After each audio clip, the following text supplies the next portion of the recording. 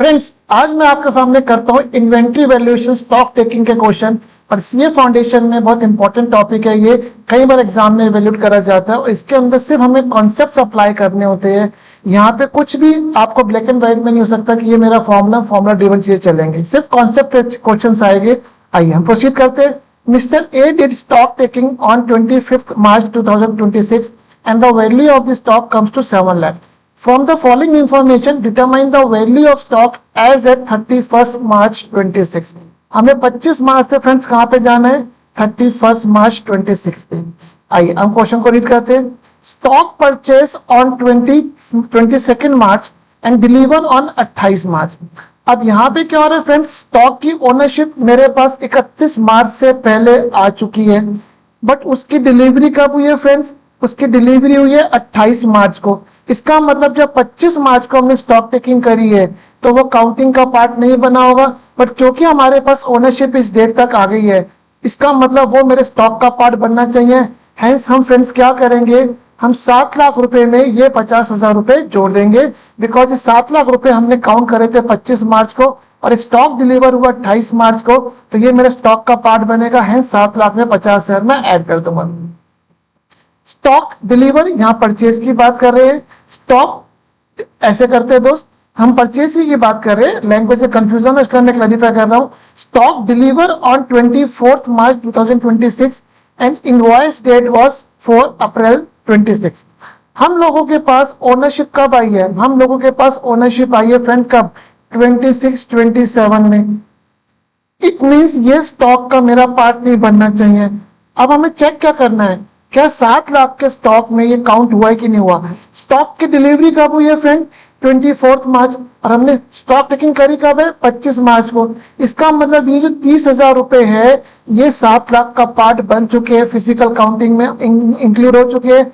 Hence ये मेरे stock का पार्ट नहीं बनना चाहिए, क्योंकि ओनरशिप मुझे कब आई है फ्रेंड? 26-27 में। अकॉर्डिंगली मैं क्या करूंगा, मैं इस 30,000 रुपए को यहाँ पे माइनस कर दूंगा, क्योंकि इसकी ओनरशिप मेरे पास 26-27 में आई है। एलबिट स्टॉक का क्या कहते हैं, फिजिकल जो है वो मेरे गोडाउन में आ चुका है, बट हम स्टॉक वही कंसिडर करेंगे फ्रेंड जिसकी ओनरशिप भी मेरे पास आई है। अगर ओनरशिप मेरे पास स्टॉक की नहीं आई है और वो फिजिकल काउंटिंग में काउंट हो गया तो हम उसे एक्सक्लूड करेंगे। कॉरेस्पॉन्डिंगली सेकेंड एडजस्टमेंट मैंने फ्रेंड यही करा है। थर्ड एडजस्टमेंट पढ़ते हैं। Stock deliver on 29th March and invoice date 28 March. इस ट्रांजेक्शन में ओनरशिप मेरे पास 25-26 में आ चुकी है। इसका मतलब ये मेरी स्टॉक का पार्ट बनना चाहिए। अब हम चेक करते हैं कि फिजिकल काउंटिंग में बना है कि नहीं बना है। फ्रेंड हमने फिजिकल काउंटिंग करी है 25 मार्च को, स्टॉक डिलीवर कब हुआ? 29 मार्च को। कहीं से फिजिकल काउंटिंग में काउंट नहीं हुआ होगा, अकॉर्डिंगली इस 25,000 को मैं ऐड करूंगा।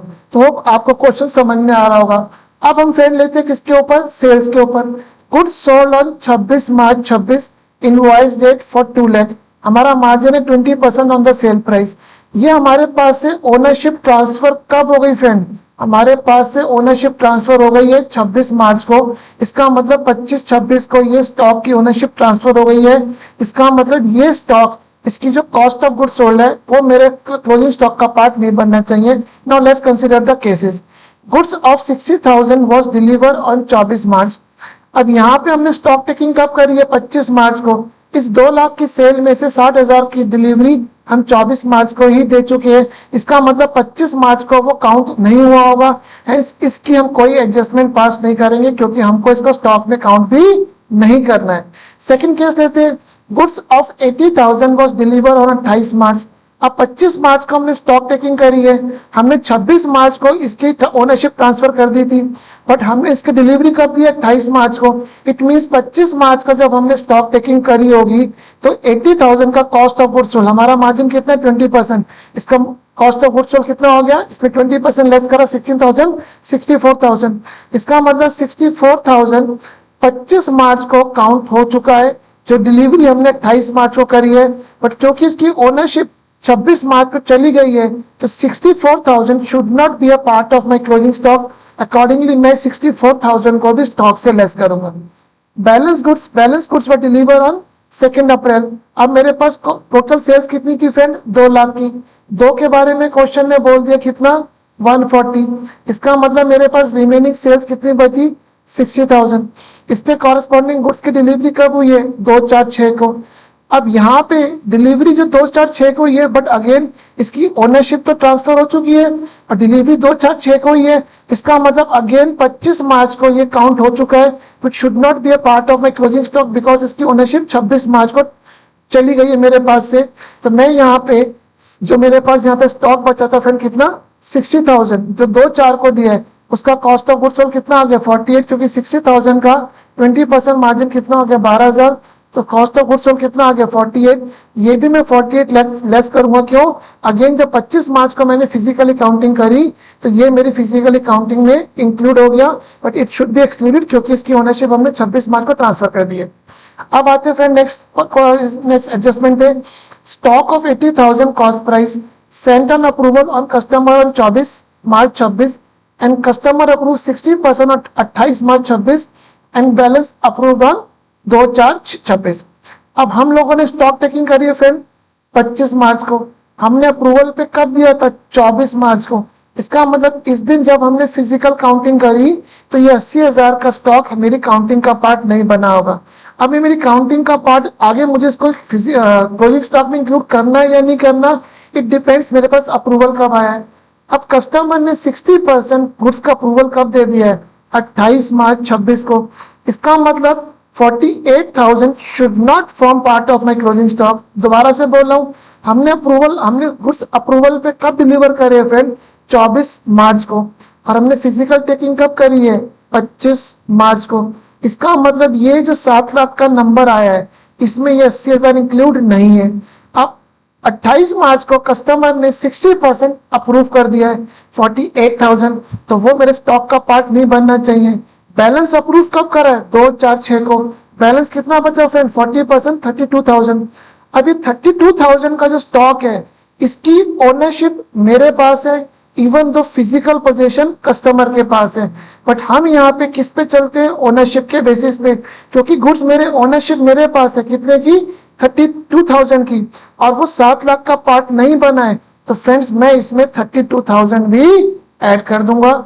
इन सबको समेशन और सब्ट्रैक्शन करने के बाद मेरे पास जो स्टॉक आया फ्रेंड कितना आया 6,65,000। मैं आपको यहाँ पे दोबारा से यही बोल रहा हूँ कि आपको यहाँ पे कॉन्सेप्ट पे जाना है। कॉन्सेप्ट क्या समझना है, ओनरशिप विज़ हमने फिजिकल काउंटिंग कब करी है उसके कॉरेस्पॉन्डिंग गुड्स की मूवमेंट। होप ये क्वेश्चन आपको समझ में आया होगा। Now let's take another question. Mr. A did a stock taking on 25 March 26 and the value of stock comes to 7 lakh. From the following information determine the value of stock at 31st March 26. Stock purchased on 28 March 26 for 1 lakh and out of that stock of rupees 30,000 was delivered on 2-4-6. अब friend मेरे पास ownership कब आई है 28 मार्च 26 को, इसका मतलब ownership 25-26 में आ चुकी है। अब इसमें से 70,000 का स्टॉक तो डिलीवर हो गया 31 मार्च 26 को और 30 का स्टॉक डिलीवर हुआ 2-4-6 को। बट एक बार अगर मेरे पास ओनरशिप आ गई है तो उस गुड्स की ओनरशिप अगर आ गई है तो उस पूरे गुड्स का मेरे पास यहाँ पे पार्ट बनना चाहिए। तो यहाँ पे मेरे पास जो है 1 लाख का हमने सामान परचेज करा है, ओनरशिप आ गई है, बट इसमें से 70,000 की जो ओनरशिप गुड्स की डिलीवरी है वो 31 मार्च 26 से पहले हो गई है, 30 की बाद में हुई है। तो है इस पूरे का पूरा 1 लाख का जो स्टॉक है ये मेरे क्लोजिंग स्टॉक का पार्ट बनना चाहिए। अब हमने फिजिकल काउंटिंग करी है 25 मार्च को, गुड परचेज करे हमने 28 मार्च को, तो हम इसको 1 लाख को फ्रेंड ऐड कर देंगे। सिंपल सा था, होप समझ में आ गया होगा। फ्रेंड्स जो नेक्स्ट एडजस्टमेंट है इसमें मैंने आपको कई एडजस्टमेंट दी है with reference to calculation of the cost price, तो आपको ये पॉइंट अच्छा लगेगा। Now let's understand. हमने 26 मार्च से 31 मार्च के बीच में 3 लाख का स्टॉक हम लोगों ने बेचा, ये मेरी सेलिंग प्राइस है। और हम लोगों को पता है कि जो हमने स्टॉक बेचा इसकी ओनरशिप ट्रांसफर हो गई है, और इसका मतलब जो भी स्टॉक की जो मेरे पास इस सेल प्राइस की जो भी कॉस्ट ऑफ गुड्स सोल्ड है वो मुझे 7 लाख में से कम करनी है, क्योंकि मेरे पास से ओनरशिप ट्रांसफर हो गई है। बट यहाँ पे क्वेश्चन किस तरह से हमें स्टॉक प्राइस ने वो कॉस्ट प्राइस निकालनी है, वही सारा खेल। आइए पढ़ते हैं। Sale of 56,250 was done at 10% less than normal sale price. Normal sale price में मार्जिन कैसे आ रहा है, normal margin is 25% of the cost price. हम पहले लीड कर लेते हैं फिर हम एडजस्टमेंट्स पे आते हैं। Sale of 1,31,250 was done at 5% more than the normal sale price. Balance sold at a normal selling price. अब हमारा ऑब्जेक्टिव है कि हमें जो 3 लाख की हमने सेल करी, हमें इसकी कॉस्ट प्राइस निकालनी है और कॉस्ट प्राइस हमें 7 लाख में से कम करनी है क्योंकि ओनरशिप ट्रांसफर हो गई। फ्रेंड, इसमें मैं आपको कैसे सजेशन देता हूँ मैं आपको बताता हूँ। यूनिटरी मेथड का यूज करेंगे, बहुत जल्दी होगा। पहला सिनेरियो क्या आ रहा है फ्रेंड्स, हम लोगों ने जो पार्ट ऑफ द स्टॉक बेचा है वो 10% लेस देन नॉर्मल प्राइस बेची है। हमने कहा लेट मेरी कॉस्ट कितनी हो गई 100 रुपीज।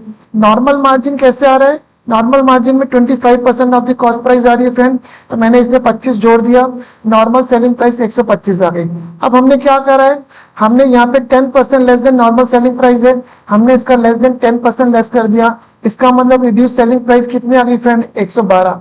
अब हमने जो माल बेचा था उसकी सेलिंग प्राइस 56,250 है। हमने सिंपल यूनिटरी मेथड लगाया कि अगर मेरी सेलिंग प्राइस 112.50 है, इट मींस मेरी कॉस्ट प्राइस कितनी हो गई फ्रेंड 100।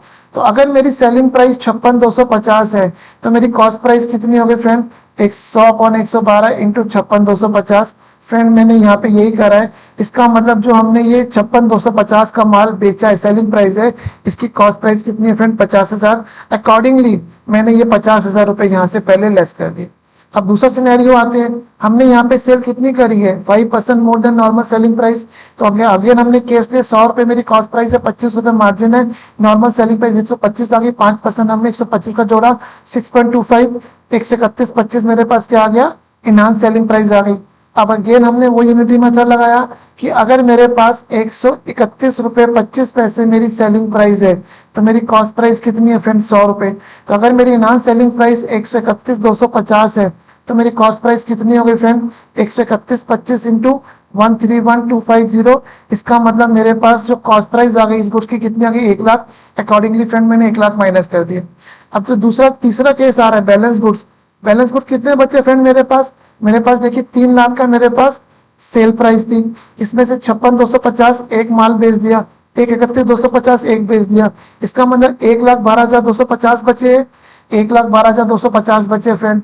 अब हमने यहाँ पे सेम यूनिटरी मेथड लगाया, कॉस्ट 100 है, नॉर्मल मार्जिन 25 है, तो इसका मतलब सेलिंग प्राइस 125 आ गई। हेंस ये कितना हो गया 100/125। इसका मतलब इसकी जो यहाँ पे मैं लिख गया गलत लिख गया 1 लाख रुपए friend.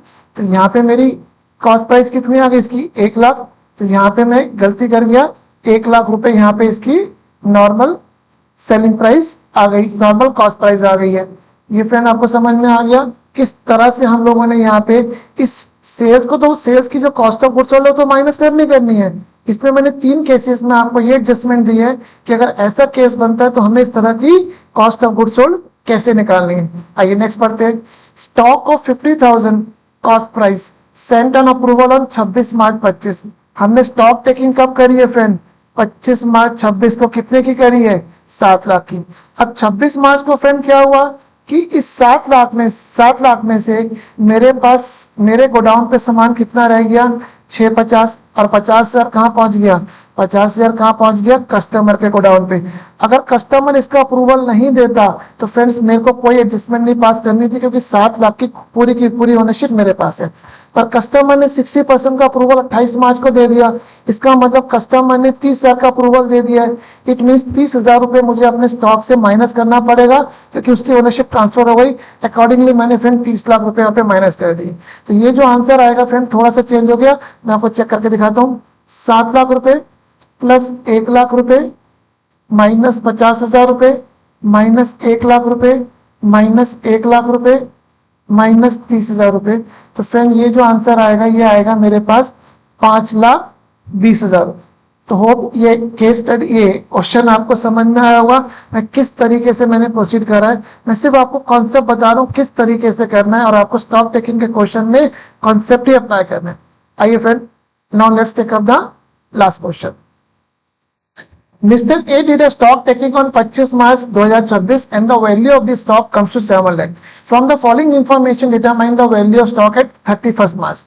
Goods of 70,000 cost price sent on approval on 24 March. अब फ्रेंड ऐसे समझते हैं हमने 25 मार्च को गुड्स का फिजिकल काउंटिंग करके कितना स्टॉक निकाला 7 लाख। हमने 24 मार्च को 70,000 रुपए का स्टॉक कस्टमर को दे दिया था। इसका मतलब अगर मैं आपको से समझाऊं 25 मार्च 2026 को मेरे स्टॉक दो पार्ट में था। 7 लाख का जो स्टॉक था वो मेरे गोडाउन में था फ्रेंड्स, और जो 70 हजार का जो स्टॉक था वो कस्टमर के पास था।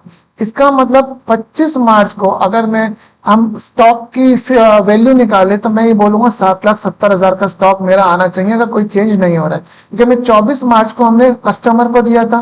अब आगे पढ़ते हैं कि क्या एडजस्टमेंट है। गुड्स ऑफ 20,000 वो रिटर्न ऑन 26 मार्च 26। अब हमने स्टॉक कितना निकाला है फ्रेंड, 7 लाख निकाला था। अब 70 का आना चाहिए था, बट कस्टमर ने क्या करा, 20 यहाँ पे माइनस कर दिया और 20 मेरे पास दे दिया। तो इसका मतलब मुझे 7 लाख में 20,000 रुपए जोड़ने हैं। गुड्स अब 40,000 अप्रूव, कस्टमर ने बोल दिया सब 40,000 रुपए मैं आपके अप्रूव कर रहा हूँ। इसका मतलब मेरे पास इसकी ओनरशिप ट्रांसफर हो गई, ये मेरे स्टॉक का पार्ट नहीं बनना चाहिए।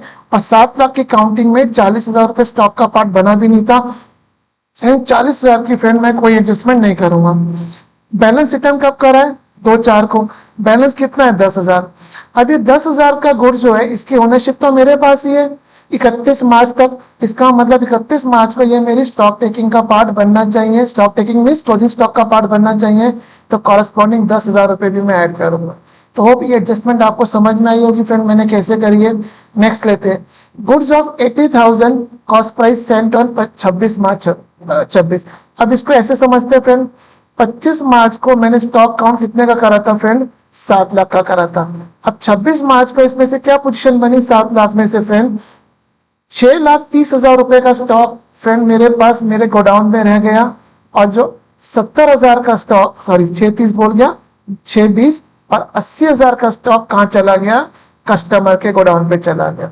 अगर कोई भी एडजस्टमेंट नहीं आती तो मैं इस 80,000 रुपए का कुछ ट्रीटमेंट नहीं करूंगा, क्योंकि 7 लाख का पार्ट बन चुका है। अब आगे पढ़ते हैं, goods of 60,000 was approved on 28 मार्च। इसका मतलब 60,000 रुपए कस्टमर ने अप्रूव कर दिए फ्रेंड, तो मुझे ये 60,000 रुपए लेस करने पड़ेंगे, क्योंकि ये 7 लाख रुपए में ये 80,000 इंक्लूड है। तो मुझे 60,000 रुपए इस 80 में से लेस कर रहा हूँ, तो 7 लाख में से लेस करेंगे, क्योंकि ओनरशिप ट्रांसफर हो गई है, मैंने इसको माइनस कर दिया। बैलेंस रिटर्न ऑन 31 मार्च 26। अब बैलेंस कस्टमर ने क्या करा, -20 यहाँ कर दिया है और +20 यहाँ कर दिया है। अब ये जो माइनस +20 करा है ये ऑलरेडी 7 लाख का पार्ट था। इसका मतलब अगर मैं बोलूं तो 7 लाख में +20 कर रहा हूँ, -20 कर रहा हूँ, तो कोई इफेक्ट नहीं आ रहा है। तो 20,000 का कोई एडजस्टमेंट मैं पास नहीं करूंगा। तो होप ये कॉन्सेप्ट आपको समझ में आया होगा कि मैं कैसे कर रहा हूँ। And this is the way we need to do the question on the stock taking. तो होप आपको तीनों क्वेश्चन समझ में आएंगे। Sincere request, please do subscribe my channel. Thank you.